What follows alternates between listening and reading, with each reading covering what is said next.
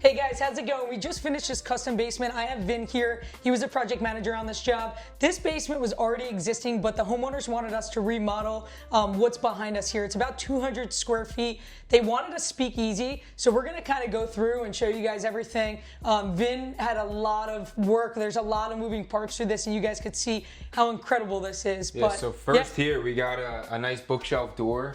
We added this handle right here for you to open this door as well. It's got cabinets on the bottom, some floating shelves, and you could decorate, put some books on there. But it is really seamless when you get into this room. And look at this view. As soon as you open this up, this is absolutely incredible. It's insane. With that chandelier, we have the ceiling tiles. Look at these ceiling tiles. The ceiling tiles are sweet. It gives it a sick touch as well. And the chandelier.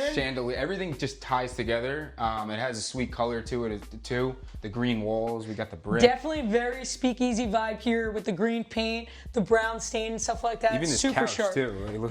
The owners did a great job decorating this. And you guys can see the lighting in here too is a lot warmer, I'd say. It's not so bright. It isn't super bright. And they put dimmers on stuff too, so we could dim that.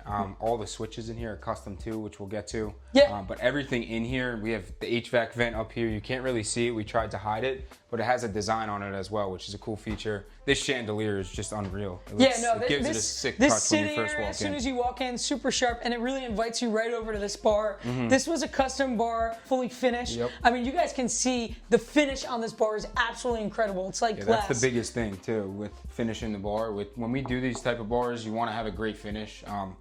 It takes a lot of work. I mean, this just staining, I think we were like 3 weeks, maybe 4 weeks, just doing the stain work in here. So we have, there's obviously building and the building too. as well. There were a couple weeks. So we have the building of the bar, we have the back, we did the crown molding all around, the wine area. Even over there, we got a hidden door. Yeah, this whole wall, even the trim work. There's a lot of staining in this basement here. No, it is, and it was also like a tight space, but we just wanted to keep 12-inch depth cabinets on the back, just so that we actually could get full clearance when you're walking out through the bar. Yeah, and a ton of storage too. All cabinets. There's a pull-out, garbage here. We have the fridge, more storage. The kegerator back there in that corner. Kegerator here.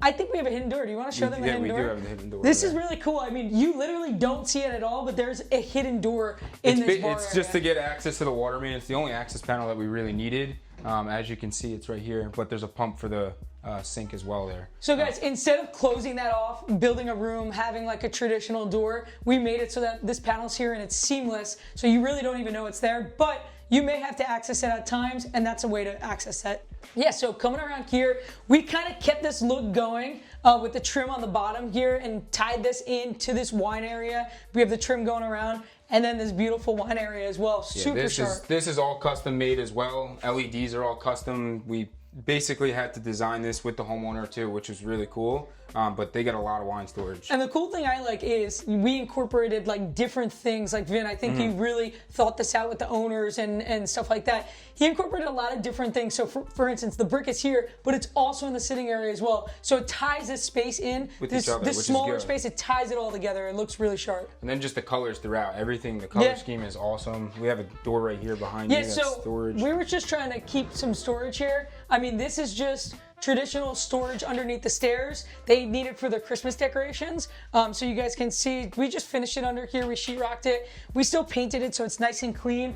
And we ran the flooring, did some epoxy on the floor just so that it was clean and the dust stayed out. But yeah, coming back around here, they have this cool dartboard actually with the wine on the wine corks on the back. It's pretty cool. It all ties into each other again. Yeah, they wanted to make it so it was like a bar hangout area. And it really gives you that feel too, because just by having this here playing darts, you got a drinking, watching a game, playing games. It's cool. No, it's sweet. Football Sundays are definitely a spot to be down here. A big thing here, I believe that's probably the #1 thing in this basement is the LED lights, and it could significantly change this whole entire basement. So I just want to show you guys when we shut this LED lights off, what this looks like. It is a completely different basement, completely different wine area. Does not give you that good look. No, and then let's throw them on again.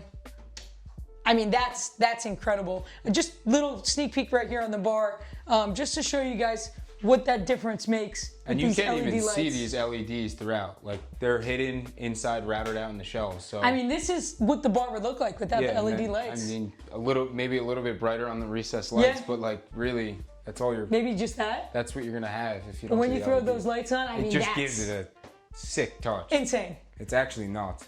So let's wrap around to the end here. So the ending here is all of this paneling. So all this paneling is super sharp. We put this green paint all the way from this side all the way around, and it's cool because we kept this design going. We even kept it right here on this hidden door. So this is the hidden door actually from when we first entered in. Yep.